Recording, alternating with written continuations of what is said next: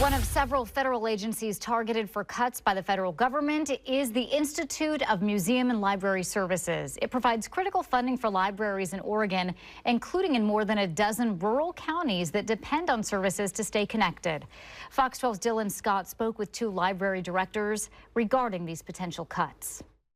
With potential federal cuts coming to the Institute of Museum and Library Services, communities from Bay City to Baker City now wonder how they will provide excellent educational resources to all of their residents. Welcome to the Bay City Library. We have adult fiction, we have mysteries, science fiction. Library services that are provided here in Tillamook County are based on hard work from community members over generations. That's something that we're going to always fight to preserve here. Tillamook County Library Director Don Allgaier says taking away agencies such as the IMLS will certainly make an impact, not by saving the federal government money, but by crippling additional beneficial services to the nearly 80,000 people in these coastal communities. I think it also will mean that money that went into making libraries more efficient or helping them to progress to evolve to meet people's needs over time,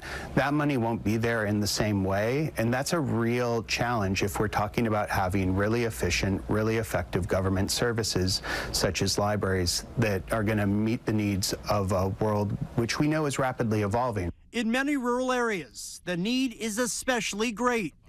Baker County Library District Director Perry Stokes, who recently took his concerns on the matter to D.C., said that money is critical to fund research programs and databases that connect people across the state and make access to knowledge available for anyone. That circulation system pumps life-giving nutrients through books and DVDs and magazines, whatever people like, out to the remote corners of Eastern Oregon. Last year, we shared about 90,000 items to our libraries.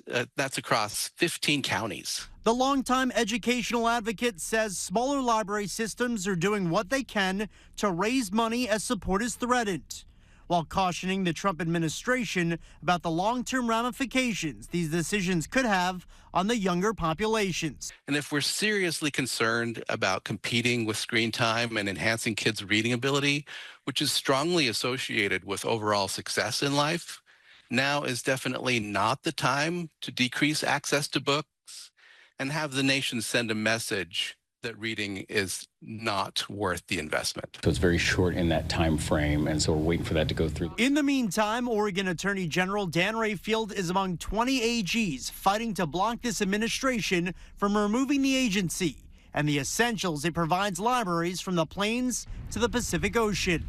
A welcome ally for those fighting to preserve the state's oldest institutions. By eliminating the support for libraries, the nation radically increases the risk of a less literate, less knowledgeable citizenry. If they look at this funding, they will find that this funding is money that is well spent. It's money that has a good return on investment, and it is money that goes to help people at a very local level and is distributed in a way that is really responsive at the state and local level. In Tillamook County, Dylan Scott, Fox 12 Oregon.